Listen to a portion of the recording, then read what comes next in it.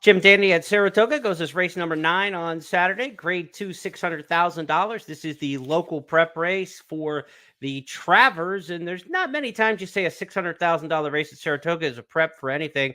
But Jeff, with a field of 5 in here, looking ahead to the $1 million plus Travers Stakes, you have to think some horses are aimed for this weekend and some horses are aimed for next month in terms of where they want to peak. Just the field of 5, not a lot of fluff in here, though. I mean, obviously, we want to see bigger field sizes, and the Saratoga races this summer have been a dearth in terms of entries for the stakes races. The overnight races are drawing well, but the stakes races are awfully short fields. We've got another short field, but there are 3 bullets to fire in here with Epicenter and Early Voting renewing their Preakness acquaintances, and then Zandon, who was the morning line favorite for the Kentucky Derby. So an excellent field here. And of course, the last time we saw some of these horses in action, it was a good one in Baltimore. Epicenter cut the corner in 5th, and they're into the stretch. And it's Early Voting who comes into the final furlong with a 3-length lead.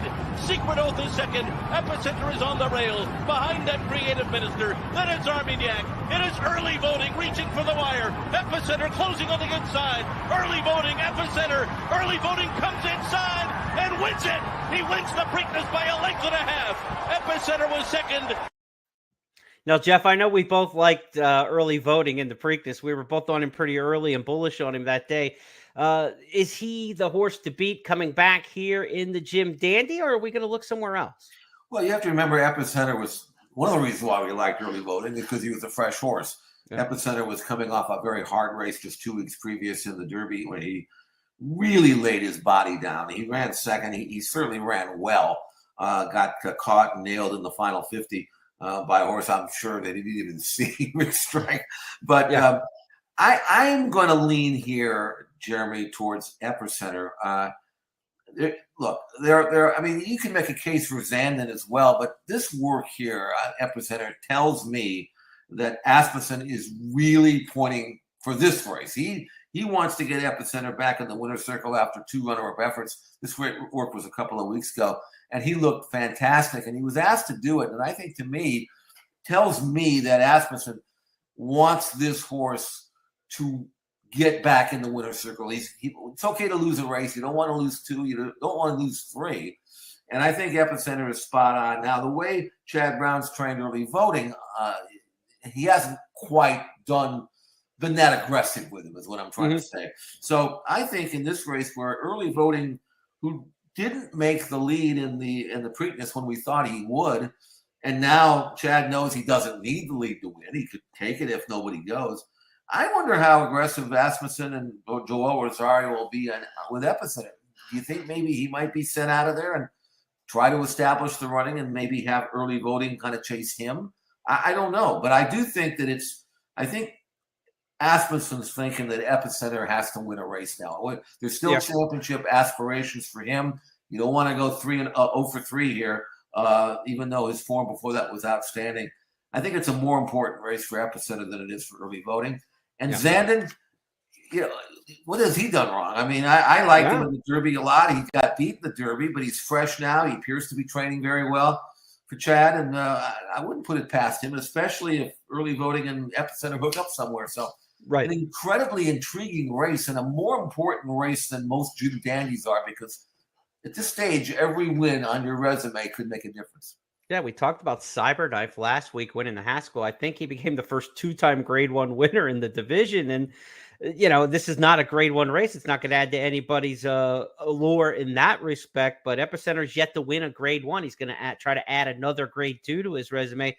I like the fact that he's in the 2-hole and he's inside here. A lot of times people say, I want the speed on the outside, the press. At 1 1/8 at Saratoga with a short run into the first turn over this 9-furlong oval, give me inside speed all day. And I think Joel Rosario will try to take advantage of that. I'm with you. I think he might go to the front here. Early Voting's a front-running horse, but not a dead-set speed horse. He's not a runaway sprinter. So I actually think Epicenter, like you say, there's more for them on the line, I think, in this race. They need to kind of wrestle the division back. And look, Jack Christopher fell on his face last week at the Haskell. So where is Chad Brown with his 2 3-year-olds now? It's like, did he think Jack Christopher was his superstar of the 3? And now that bubble has burst a little bit because of the distance. Now he's kind of like working backwards with these horses, but he's only had a couple days to like recalibrate. How cranked up are they? If he thought maybe Jack Christopher was his Travers horse coming out of the Haskell, it's a whole different barn of needs and necessities now. And it's interesting when you got three this good. He's got three really, really, really good 3-year-olds. But which ones are cranked at the right time? Zandon's probably more talented than early voting. I think early voting was a situational winner of the Preakness and a very good horse, but I think Zandon has more talent. And with Epicenter going up, challenging early voting, I like an Epicenter Zandon exact in here. I think that's the way it's going to run. Okay, I see your point. Okay. That was too easy to convince you on that one. No, I was with you all from the start, really. I ended up with the Epicenter. And by the way, when you go back to the Preakness, Epicenter did not run badly in that race at all. I know he got beat, but he stayed on, beaten just over a length, whereas early voting got a great trip. I mean, Epicenter was 8th early on. No one expected him to be that far back and have that much to make up, and he still managed to make it close. So I think it's time for Epicenter to get back in the winner's circle. Well, if you're looking at those Saturday stakes races at Saratoga, be sure to join in the handicapping contest circuit this weekend with Fun in the Sun. The final 5 races on the card at Saratoga, which includes those stakes we talked about, and the first 5 races at Del Mar make up the weekly Fun in the Sun handicapping contest. Just a $25 entry fee. All money is returned back in prizes and in cash.